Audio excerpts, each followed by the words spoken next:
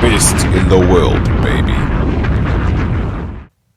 You're still live with the absolute best radio presenter in the whole world. This is episode 2, part 2.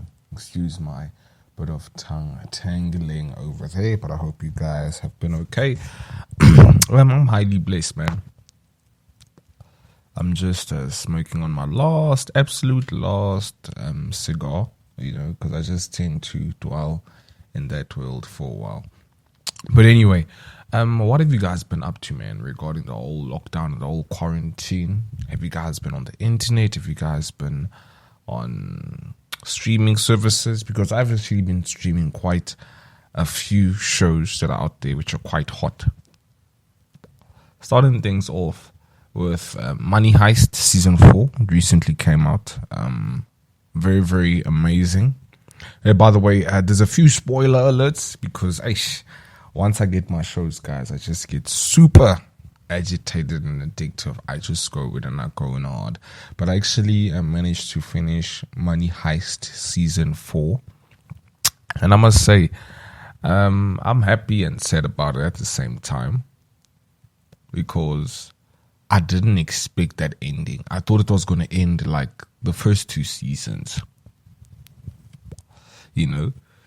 With a pure conclusion. But it looks like Season 5 will be a continuation of Season 4. So it's going to be basically one storyline from Season 3, 4 and 5, because what they do is basically they like combining seasons and making it a complete chapter. Like you get to the point of that chapter.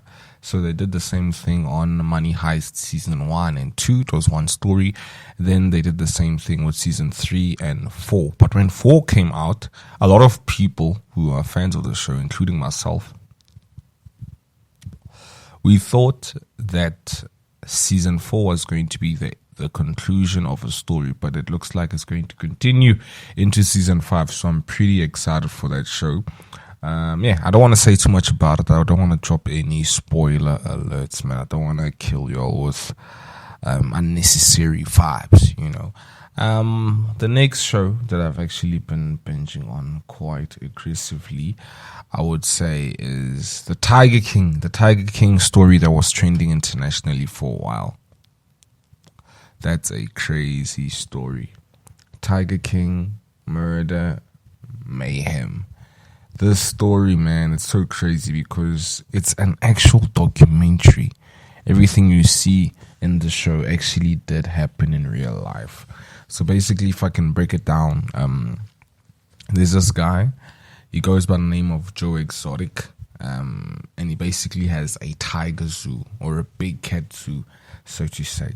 And he has a rival who goes by the name of Carol Baskin, and she is for the preservation of tigers. And she thinks people like Joe who have tigers, because tigers are one of the most extinct animals in the world. And this show actually shows someone who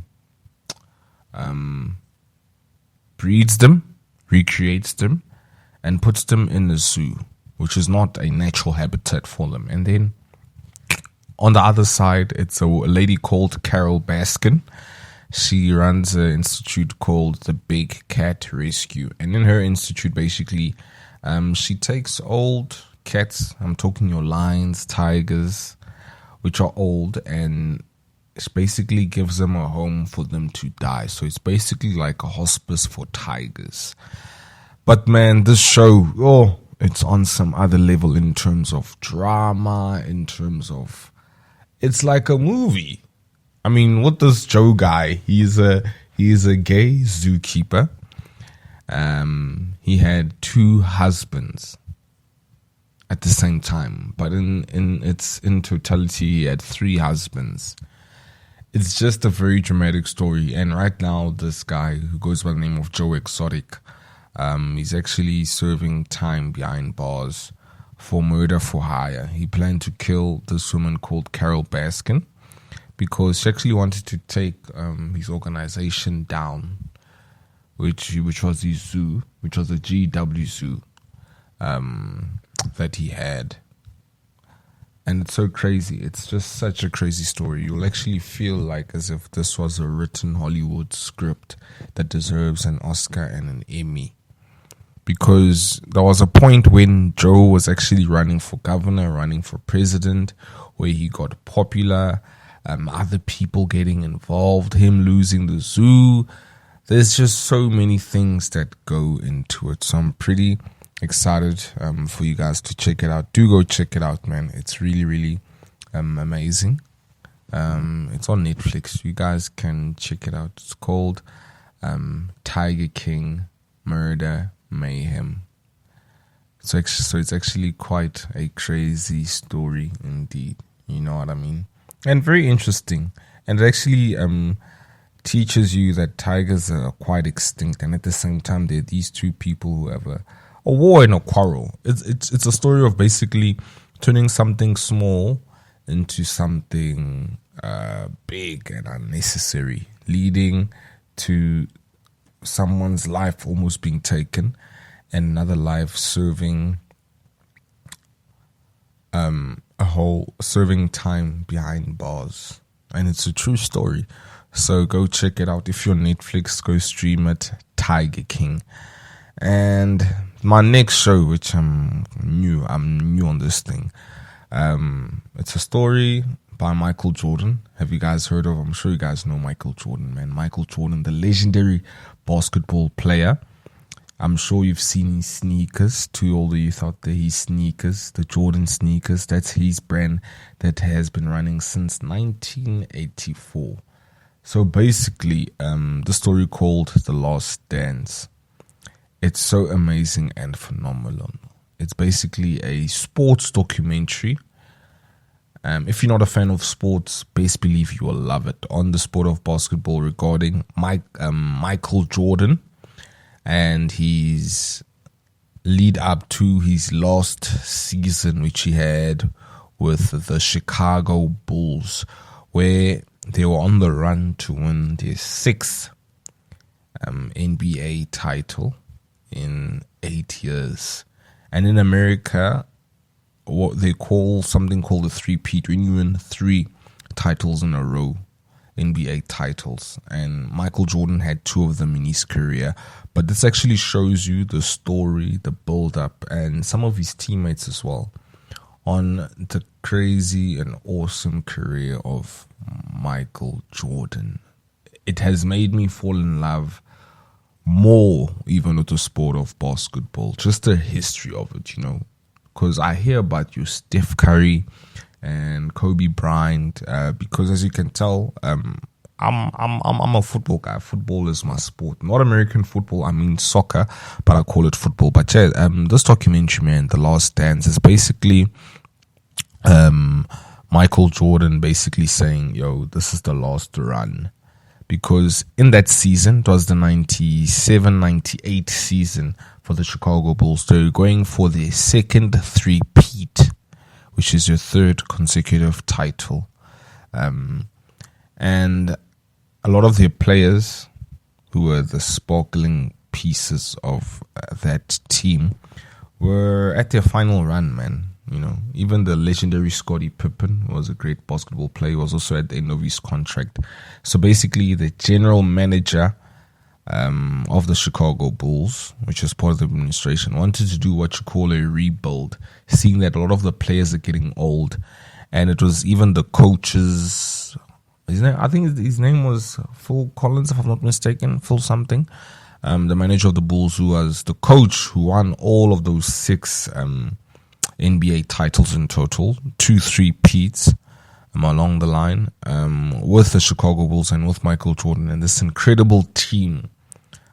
An incredible team. And you actually see what went down behind the scenes with the last season and the build-up. So it's basically a timeline from 1986 to the beginning of Michael Jordan joining the Chicago Bulls, all the way till 1998, and basically shows you what goes on behind the scenes, what it took for them to actually win their first title.